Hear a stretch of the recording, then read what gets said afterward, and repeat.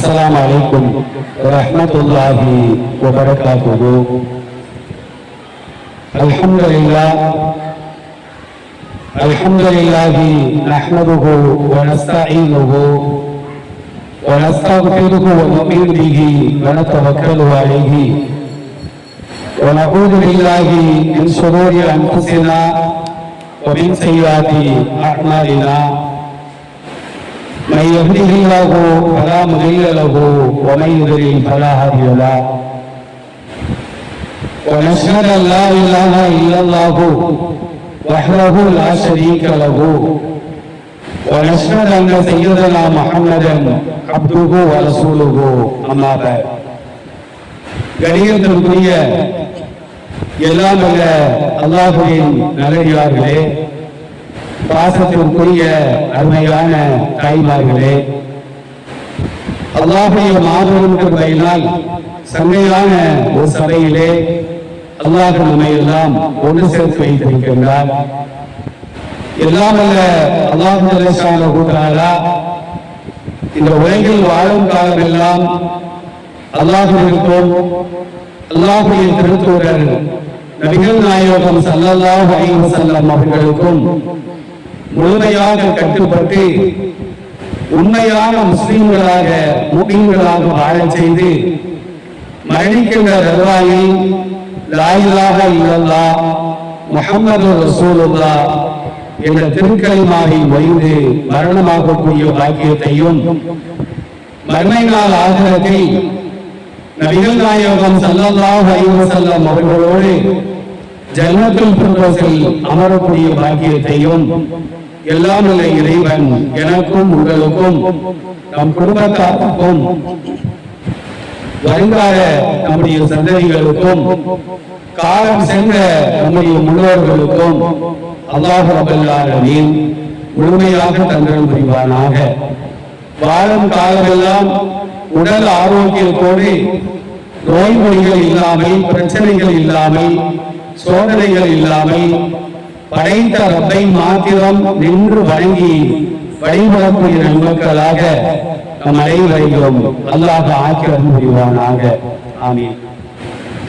கணியத்திற்குரிய அருமையான தாய்மார்களே, அல்லாஹ் ரப்பல் ஆலமீன் உலகப் பொதுமறையாம் அல் குர்ஆனில் 20வது அத்தியாயம் சூரத்து தாகா அப்படிங்கிற அத்தியாயத்தில் 132வது வசனத்திலே நபிகள் நாயகம் ஸல்லல்லாஹு அலைஹி வஸல்லம் அவர்களுக்கு ஒரு கட்டளை இடுகின்றார். அந்த கட்டளை பெருமானாருக்கு மாத்திரமல்ல, பெருமானாருடைய காலத்தில் வாழ்ந்த சஹாபாக்களுக்கும் அவர்களை அடுத்து வந்த தாபியீன்களுக்கும் தபா தாபியீன்களுக்கும் அடுத்து வந்த இமாம்களுக்கும் தற்காலத்தில் வாழக்கூடிய நமக்கும் நமக்கு பின்னால் இந்த உலகத்தில் வாழ இருக்கின்ற அனைத்து இஸ்லாமிய சமுதாய மக்களுக்கும் இந்த வசனம் பொருந்தும் என்பதை முஃபஸ்ஸிரீன்கள் நமக்கு தெளிவாக சொல்லி காட்டுவார்கள். அல்லாஹ் இந்த வசனத்திலே கூறுகின்றான், வஅ்முர் அஹ்லக பிஸ்ஸலாத்தி, நபியே உன்னுடைய குடும்பத்தாரை தொழுகும்படி ஏவுவீராக. வஸ்தபிர் அலைஹா, அதிலே சகித்துக் கொள்வீராக. லா நஸ்அலுக ரிஸ்கன், வாழ்வாதாரத்தை நாம் உம்மிடத்தில் கேட்கவில்லை. நஹ்னு நர்சுகுக, நாம் தான் உமக்கு வாழ்வாதாரத்தை வழங்குகின்றோம். வல் ஆகிபத்து லித்தக்வா, நல்ல முடிவாகிறது முத்தகீன்களுக்கு, அல்லாஹ்வை அஞ்சக்கூடியவர்களுக்கு தான் கிடைக்கும் என்பதாக இந்த வசனத்தின் மூலமாக அல்லாஹ் தெளிவுபடுத்தி காட்டுகின்றார். நபிகள் நாயகம் ஸல்லல்லாஹு அலைஹி வஸல்லம் அவர்கள் தன் குடும்பத்தாரை தொழுகும்படி ஏவாமல் இருக்க மாட்டார்கள். தன்னுடைய மனைவிமார்களை, தன்னுடைய பெண் மக்களை எல்லாம் தொழுகும்படி அவர்கள் ஏவி இருக்கிறார்கள். இருந்தாலும் கூட நபிகள் நாயகம் ஸல்லல்லாஹு அலைஹி வஸல்லம் அவர்களுக்கு அல்லாஹ் கட்டளை இடுகின்றார், நபியே உன்னுடைய குடும்பத்தாரை, உன்னுடைய மனைவிமார்களை, உன்னுடைய குழந்தை செல்வங்களை, உன்னுடைய குடும்பத்தார்களை தொழுகும்படி ஏவுகிறார்கள். தொழுகை என்பது சாதாரண ஒரு காரியம் அல்ல, சிரமமான ஒரு காரியம் தான். அல்லாஹ்வை அஞ்சக்கூடியவர்களுக்கு அது சாதாரண காரியம். அல்லாஹ்வை அச்சம் இல்லாதவர்களுக்கு 5 நேரங்கள் தொழுவது என்பது என்னமோ வடக்கே இருக்கிற ஒரு மலையை பெயர்த்து 70 வைப்பதற்கு சமமாக ஒரு சிரமமாக அதை கருதுவார்கள். அல்லாஹ் திருக்குறான்ல வஇன்னஹா லகபீரத்துன் 5 நேரங்கள் தொழுவது என்பது காஷ் இல்லா அலல் காஷியின் அல்லாஹ்வை பயப்படக்கூடியவர்களை தவிர மற்றவர்களுக்கு அது சிரமமான ஒரு காரியம் என்பதாக ஒரு வசனத்தின் மூலமாக அல்லாஹ் சொல்லி காட்டுகின்றார். ஃபஜ்ர் தொழுகைக்கு எழுந்திருப்பதாக இருந்தால் எழுந்திருக்க வேண்டும். பனிகாலமாக இருக்கும், மழைக்காலமாக இருக்கும், கோடை காலமாக இருக்கும், இரவெல்லாம் ஏதாவது நினைத்துக் கொண்டு தூங்காமல் இருந்திருப்போம். ஃபஜ்ருக்கு பாங்க் சொன்னவர்கள் தூக்கமே நமக்கு வரும். அந்த நேரத்தில் அஸ்ஸலாத்து கைரும் மினன் நௌம், தூக்கத்தை விட தொழுகைதான் சிறந்தது என்று பள்ளிவாசல் ஒளிபெருக்கியின் மூலமாக அழைப்பு கொடுக்கப்படுகின்ற பொழுது தூக்கத்தை கரைந்து எழுந்து ஒளி செய்து தொழுவது என்பது சாதாரண ஒரு காரியம் அல்ல. அல்லாஹ்வை அஞ்சக்கூடியவர்கள் தான் அந்த தொழுகையை தொழுவார்கள். லுஹர் தொழுகை என்பது உணவருந்தக்கூடிய ஒரு நேரம், சமையல் செய்யக்கூடிய ஒரு நேரம். ஆண்களை பொறுத்த மட்டிலும் அலுவல்கள்ல வேலைகள்ல மும்முரமாக ஈடுபடக்கூடிய ஒரு நேரம். அந்த நேரத்தில் அல்லாஹ் அக்பர் அல்லாஹ் அக்பர் பாங்கு சொல்லப்படுகிறது. வியாபாரத்தை விட்டுவிட்டு வேலைகளை ஒதுக்கி வைத்துவிட்டு தொழுவது என்பது சாதாரண ஒரு காரியம் அல்ல. அசர் தொழுகையை நாம் எடுத்துக்கொண்டால் நல்ல சாப்பிட்டு தூங்குற நேரம், வியாபாரங்கள் கடை கட்டுகின்ற நேரம். அந்த நேரத்தில் தொழுவது என்பது ஒரு சாதாரண காரியம் அல்ல. மக்ரிப் இஷாவை நம்ம கேட்கவே வேண்டாம். வெளியிடங்களுக்கு செல்லக்கூடிய நேரம், அதே நேரத்திலே தொலைக்காட்சி பெட்டிகளிலே பல காட்சிகளை பார்க்கின்ற ஒரு நேரம். அந்த நேரத்தில் தொழுவது என்பது ஒரு சாதாரண காரியம் அல்ல. அதான் அல்லாஹ் சொல்கின்றான் வஇன்னஹா லகபீரத்துன், தொழுகை என்பது அது சிரமமான ஒரு காரியம் தான். ஆனா இல்லா அலல் காஷியின், தேர்வு என்பது சிரமம் தான், படித்தவர்களுக்கு அது லேசுதான். அதை போன்றுதான் 5 நேரம் தொழுகை என்பது இறைவனை பயப்படக்கூடியவர்களுக்கு லேசான காரியம். அல்லாஹ்வை அச்சம் இல்லாதவர்களுக்கு ஆயுள ஒழுக்கம் தொழுகிறதே அது சிரமமான காரியம் என்பதை அந்த வசனத்தின் மூலமாக அல்லாஹ் சொல்லி காட்டுகிறார். எனவேதான் ரசூலை பார்த்து அல்லாஹ் சொல்றான் வஸ்தபிர் அலைஹா, 5 நேரங்கள் தொழுவதினால் ஏற்படக்கூடிய சிரமங்களை நபியே பொறுத்துக் கொள்ளும். ரசூலுல்லாஹ்வை பொறுத்துக் கொள்ளும்படி அல்லாஹ் சொல்றான் அப்படின்னா பொறுமையில் சிகரமாக திகழக்கூடிய நம்மை பார்த்து என்ன வார்த்தை அல்லாஹ் சொல்லி இருப்பா, சிந்தித்து நாம் பார்க்க வேண்டும். அருமையான தாய்மார்களே, தொழுகை என்பது கட்டாய கடமை. 5 கடமைகளிலே மிக மிக முக்கியமான கடமை தொழுகை தான். 5 நேரம் தொழுக வேண்டும். பருவ வயதை அடைந்ததில் இருந்து மரணத்தை சந்திக்கின்ற வரையிலும் அல்லாஹ் ஒரு ஆயத்திலே இப்படி பேசுவான், வஅபுது ரப்பக ஹத்தா யஅதியகல் யகீன், மரணம் ஏற்படுகின்ற வரையிலும் நீங்கள் தொழுகையை நிலைநாட்ட வேண்டும் என்று அல்லாஹ் இந்த வசனத்தின் மூலமாக கட்டளை இடுகின்றார். தொழுகை நமக்கு எப்ப கடமை? நபி ஸல்லல்லாஹு அலைஹி வஸல்லம் அவர்கள் தெளிவாக சொல்வார்கள். அம்ர் இப்னு ஷுஐப் ரலியல்லாஹு அன்ஹு அறிவிக்கக்கூடிய செய்தி அபூ தாவூத் என்ற நூல்ல 495வது செய்தியாக பதிவு செய்யப்படுகிறது. தாய்மார்கள் தான் இந்த விஷயத்தில் ரொம்ப கண்ணும் கருத்துமாக இருக்க வேண்டும். நபி ஸல்லல்லாஹு அலைஹி வஸல்லம் சொன்னார்கள், முரு அவுலாதக்கும், உங்கள் குழந்தைகளை பிஸ்ஸலா, தொழுகும்படி நீங்கள் ஏவுங்கள். அவுலாத் அப்படிங்கிற வார்த்தை இருக்குத, அது ஆண் குழந்தைகளையும் எடுத்துக்கொள்ளும், பெண் குழந்தைகளையும் எடுத்துக்கொள்ளும். அப்ப ஆண் குழந்தைகளாக இருந்தாலும் பெண் குழந்தைகளாக இருந்தாலும் அவர்களை நாம் தொழுகும்படி ஏற வேண்டும். எத்தனை வயசுல? வகும் அபுனாஹு சபஅ சினீன். 7 வயதுல நம்முடைய ஆண் குழந்தைகளையும் பெண் குழந்தைகளையும் தொழுகும்படி நாம் ஏவ வேண்டும். அதாவது நாம தொழுகும் பொழுது அந்த குழந்தைகளுக்கு ஒரு முசல்லாவை போட்டோம் அப்படின்னா பெற்றோர்களோடு சேர்ந்து கொண்டு அந்த குழந்தைகளும் தொழுவாங்க. தொழுகிற நேரத்துல நம்ம சஜ்தால இருப்போம், முதுகுல ஏறி உட்கார்ந்துக்கிடுவாங்க, தலையில ஏறி உட்கார்ந்துக்கிடுவாங்க, பரவாயில்லை.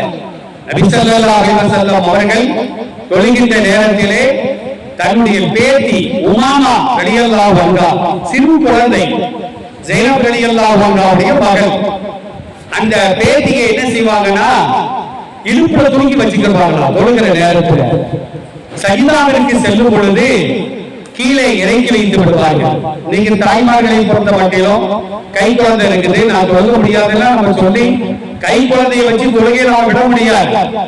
குழந்தை அழுகுமானால் குழந்தையை சுமந்து கொண்டே தாராளமாக நாம் தொழுகலாம், தொழுக வேண்டும்.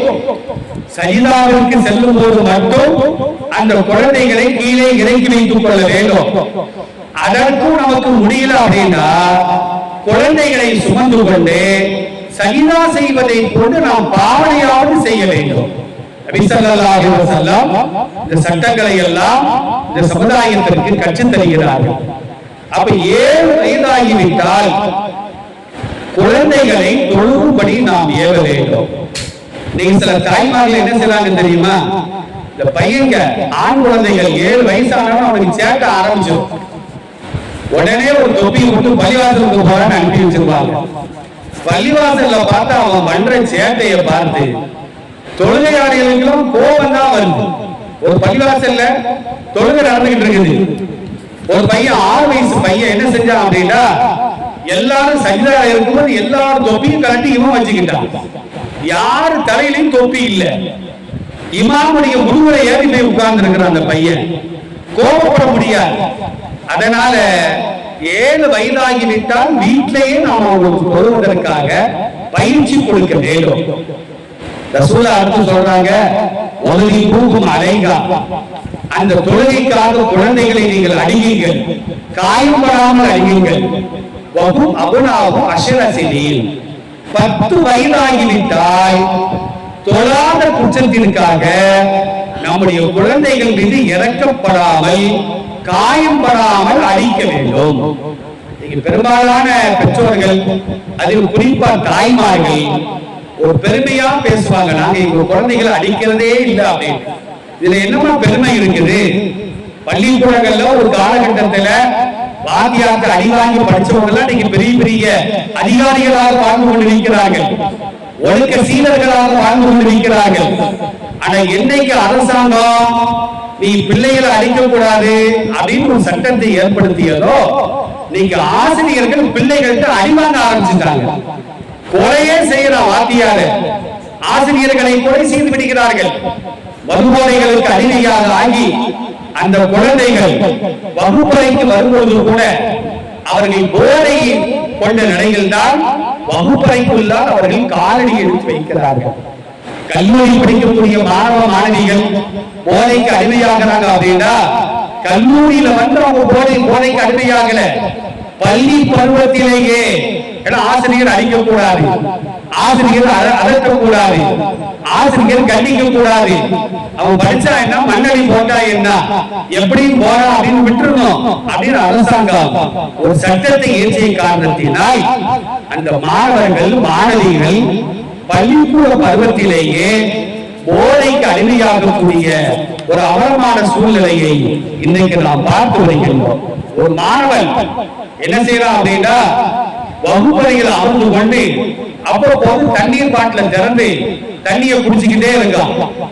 வாத்தியார் கண்காணிச்சுக்கிட்டே இருக்கிறார். ஒரு நாள் அந்த பாட்டில வாங்கி பார்த்தா தண்ணி இல்ல, சரக்கு இருக்காது. தண்ணியை கலந்து சரக்கு கொண்டு வந்திருக்கிறான்.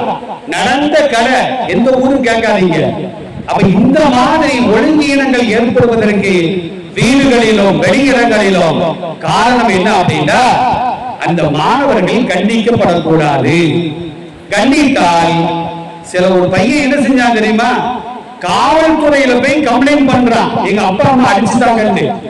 அப்ப எந்த அளவுக்கு கேவலமா போது பாருங்க. இஸ்லாம் என்று சொல்கிறது, உங்கள் குழந்தைகள் ஒழுக்க சீலர்களாக வளர வேண்டுமானால் 10 வயதாக ஆகி அவர்கள் தொழுகவில்லை என்றால் தொழாத குற்றத்திற்காக நீங்கள் அடியுங்கள். 10 வயசுல அந்த பையன் நோம்பையும் சொல்லக்கூடாது. மார்க்கம் கட்டளை போடல. நோம்பு என்பது எப்ப கடமை? அது பருவ வயதை அடைந்தால்தான் நோம்பு கடமை. 10 வயசு மகனோ 10 வயசு மகளோ நாங்க நோம்பு நோப்போம் அப்படின்னா தடுக்கவும் கூடாது. அவர்கள் வைத்து பழகட்டும் என்று நாம் விட்டுவிட வேண்டும்.